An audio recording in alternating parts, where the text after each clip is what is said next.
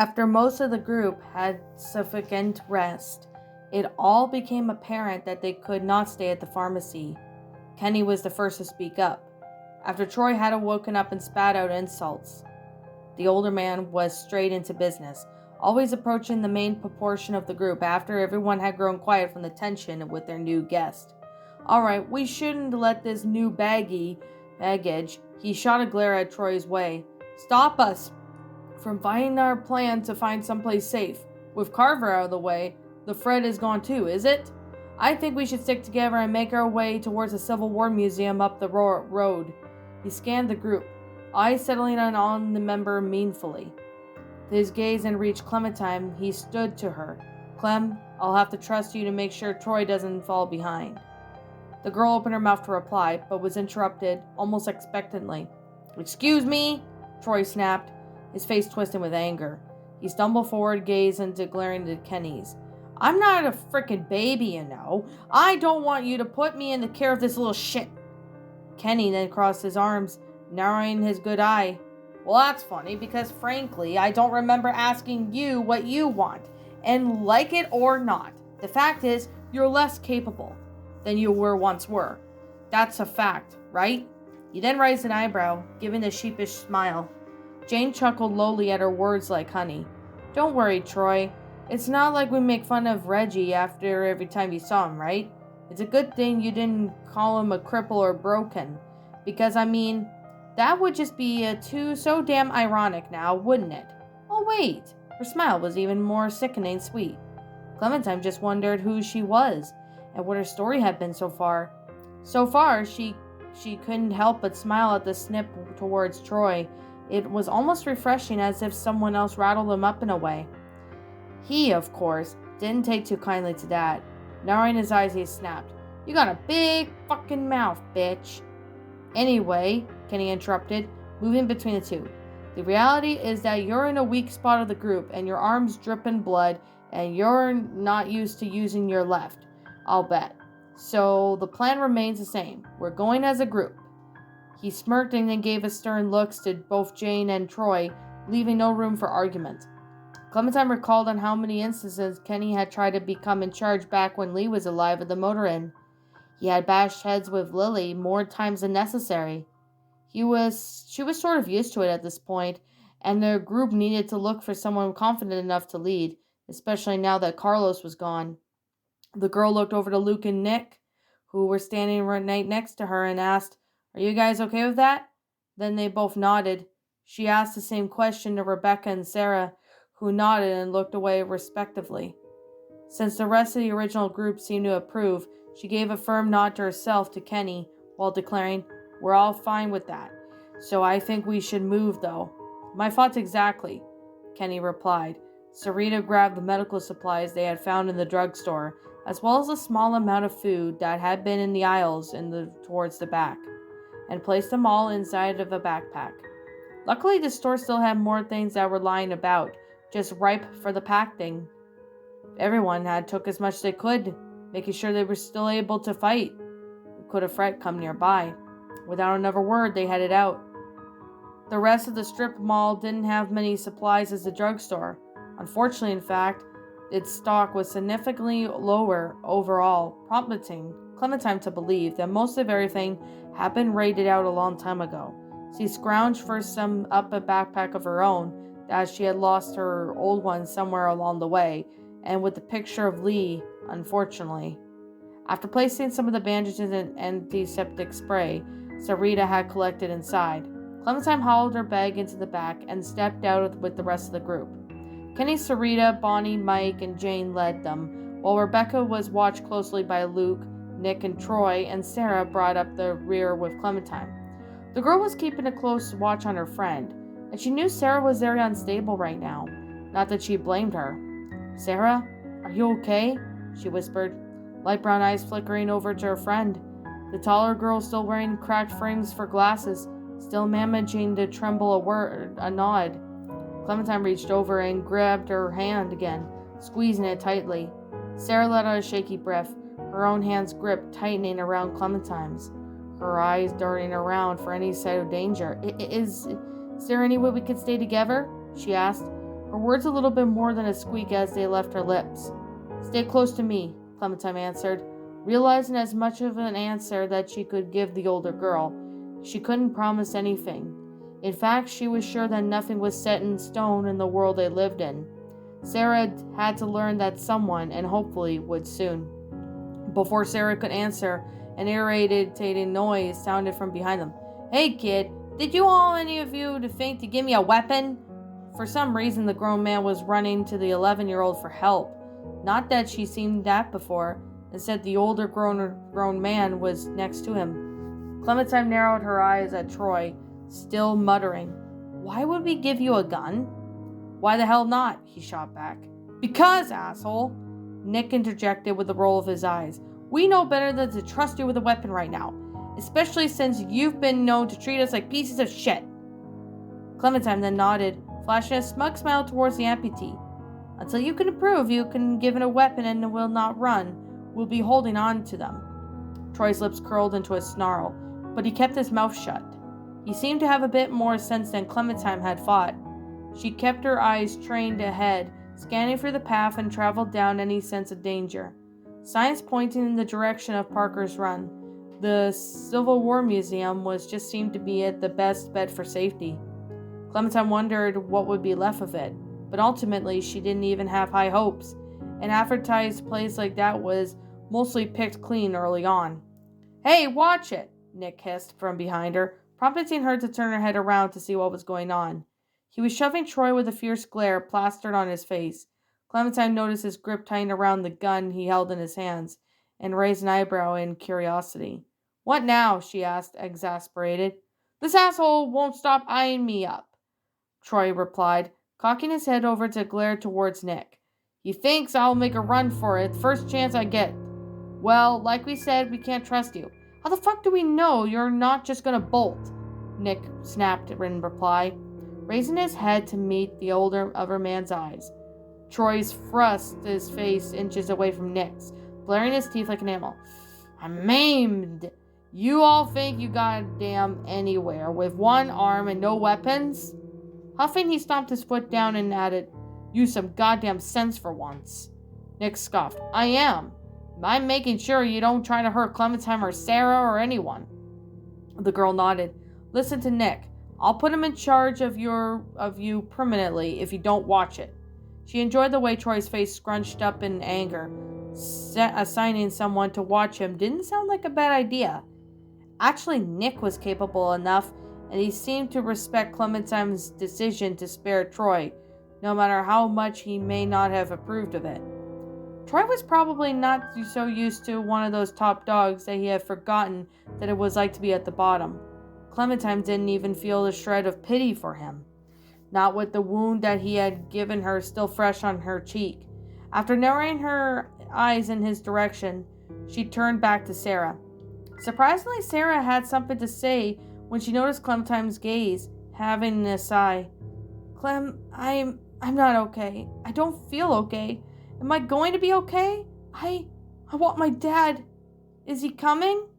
She then looked behind her as if Carlos would somehow appear down the path, completely unharmed. But the reality was all too for real for Clementine. Carlos wasn't coming, and Sarah needed to know, no matter how painful. "Sarah, he's not coming," she began, gently giving her friend's hand a squeeze. He's gone." She didn't want to be too harsh, but the truth was needed to be said. Sarah could be quick and jump up any ounce of hope if Clementine hadn't wake her up with reality. The older girl's eyes widened, and if her father's fate had settled once more, tears had sprung underneath her eyelids. What? Her voice shook as she tried to push the words past her lips, the horror evident in her expression, arms wrapping around herself as she lowered her gaze and slowed her pace, falling behind on the path. Clementine's gaze followed her, watching Sarah straggle behind until bumping into Troy, who flinched in the collision. "What the fuck are you think you're doing?" Troy yelled, using his remaining arm to push Sarah forward. "Pick up the pace, you little shit!" The moment he put his hand on her, Clementine moved, grabbing the stump of his right arm and shoved him out of the way from her friend, her lips drawn back in anger. At the first time of a hint of touch, Troy flinched and let out a yell of pain. But Clementine didn't feel sorry and latched onto the stump of his arm and to subdue him. She tightened her grip around the wound, digging her nails into the light fabric of bandages. Her fingers dripped blood, and Troy was attempting to wriggle from her grasp, unsuccessfully of course, and yelling out garbled cusses at her. "Don't touch Sarah, ever!" Clementine snarled, her teeth clashing together in fury. She hadn't been often to lose her temper. But if this ass was tough as he was going to pretend, like he was still in charge and hurt her friends, she'll still have to teach him otherwise. She could feel Nick's hand coming down between her and Troy, drawing her arm away from what was left of his. "Easy, easy, Clem," he exclaimed, eyes darted from the two of them. Troy was cringing in pain with his head lowered and severed limb twitching, sweat trickling down his forehead as he slowed his pace. "Everything all right back there?" Kenny asked, not bothering to turn his head. "It's fine," Clementine yelled back, shooting a glare towards Troy. "We got it under control, old man," Nick added, turning his head towards their guest. "Misunderstanding, right, Roy?" The man then swallowed hard and took a deep breath, his shoulders sagging, eyes closing for brief moments. Yeah, that's all it was." Maybe he finally realized it was a disadvantage here. Clementine would like to have hoped that what happened, but in all honesty, she just assumed that he was in just too much pain to focus. His track record with dealing with the others, and the fact that he also muttered a quick, "You little shit," more or less than confirmed her theory. But she had more important things to focus on. She watched Sarah trail further and further behind as they moved, biting her lip and trying to get her friend to catch up. Clementine just stood in there in grief. She needed her time to recover, but she didn't want anything to happen to Sarah either. "We need to keep moving," she urged, noticing now with the despair of how Nick and Troy had passed them up already. "But what if my dad—" Sarah's voice was then broken to a whisper. She was trying so hard to be hopeful, but it seemed like she had realized the truth. Clementine sighed and placed a hand on the girl's back, rubbing it as soothingly as she could. "It's all right, Sarah," she muttered. We can't fall behind. You do know that, do you?" Sarah nodded, although hesitantly. Clementine sighed in relief. God, she understood why she had to keep her pace. Falling behind was just dangerous, especially considering that they just escaped from a walker herd. Speaking of walkers, the moment Clementine fought back of the snarling infestation of death, she heard a familiar growling in the distance. Turning her head and gazed along the road since they traveled, spotting the strip mall in the distance. Between them and the building was a small herd of walkers, swiping and biting at the air hungrily. Shit, there wasn't much more time before the herd had caught up to them. They outnumbered their small group, but the lack of weapons on every person was definitely a disadvantage.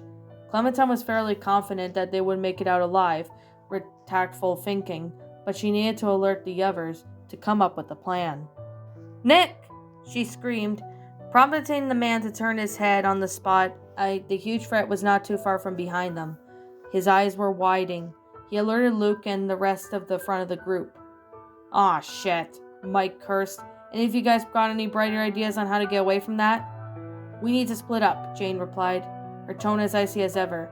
"Sounds like a plan," Kenny agreed, raising his voice. "Luke, Sarah, Serena, keep moving with Rebecca. Go as fast as you can, shoot forward if you need to, but don't look back. Clementine, take Sarah and Troy with you and follow them beyond the second wave. Shoot from behind if you have to, but only if you need to." His one eye gazed over the trailed over the remainder of the group. "Nick, Bonnie, and Mike, y'all ready to shoot some walkers with me?" "Hell yeah," Nick replied with a slight smirk, obviously pleased that someone was putting their faith in them. "Good," Kenny replied, reflecting his grin. "Everyone, just follow the signs and meet up at Park Hours Run. Good luck and stay safe." At the words, Clementine had wasted no time, grabbing Sarah's hand again, and began to pull her friend forward. Charging up from behind, Luke, Serena, and Rebecca. She even knew her position was more or less guarded to Rebecca and her baby, and that was just fine with her. She just wanted to make sure no walker even touched her. her weapon raised as she gazed around and glanced around for any enemies in the trees on both sides of them, ready to strike. More growls and hisses sounded from nearby, closer than the small herd following them, but she didn't quite place where they were coming from. The fret was evident, and it made her head spin to not know where it is, though. A loud yell answering through the thoughts, ringing out sharply. Hey, what the? Hey, get off of me! Turn around. Clementine spotted a lone walker clawing at Troy, grabbing his jacket and dragging him into the woods. More of the walkers lurched from behind it, but it didn't have reached him just yet. She moved without thinking, turning back to Sarah for a moment and firmly telling her, Sarah, stay with Rebecca, Luke, and Sarita. Stay with them. I promise I'll come back. Even though her heart had told her not to promise, but she couldn't help it. Sarah needed to hear those words. The girl nodded shakily, and Clementine didn't say stayed for her to be quiet for a response. She sprinted forward towards the walker and Troy.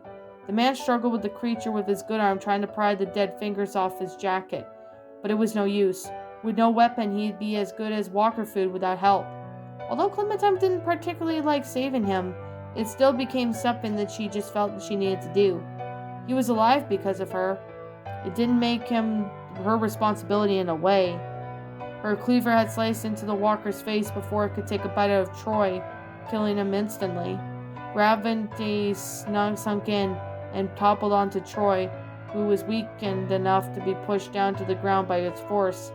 Get up, Clementine yelled, pulling her weapon from the corpse and raising it above 4 or so, and a bit further into the woods. With a sinking despair, she realized that she could not take all of them by herself, especially with one weapon. Her gaze drifted over to Troy as he could be of any help. He struggled to his feet, glaring at the incoming walkers. Can't take them out ourselves, he muttered, one tone focused despite the situation. We'll need to run into the woods to lose them. Clementine's eyes widened. That's just about the dumbest plan I've ever heard, but what if there's more in there? You really want to lead them back to the others? Troy snarled, already backing up into the forest away from the walkers. Besides, I know the way to Parker's Run. Can lead us there pretty quick. There was hardly any time, but Clementine crossed her arms. How do I know this isn't a trap? Oh, for the love of Christ. You're the one with the gun. You could just shoot me later if you feel like it. Troy snapped back, deciding what to do for himself, and sprinting into the trees. Troy! Troy! Clementine hissed after him. What an idiot. He couldn't survive by himself, and she didn't want him to lead the walkers and any of the others that might be hiding nearby to Rebecca and the others, so what choice did she have? She might have to take him up on the suggestion later.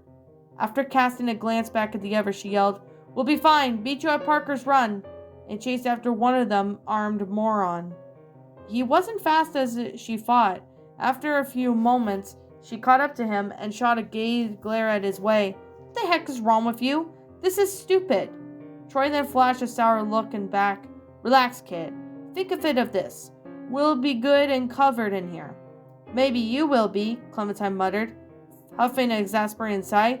You're the one wearing camouflage. With a disdain, she glanced down at her jacket that Bonnie had given her. Although warm and neon blue color was easy to spot amongst the dark green foliage in the forest. Hey, I'm not saying you're a dumbass for picking that color, but you are a dumbass. She then scoffed, rolling her eyes and reminding herself to not take the words to heart, and that this was Troy. He obviously didn't even know the first thing about survival. Aside from the constant licking Carver's shoes, of course.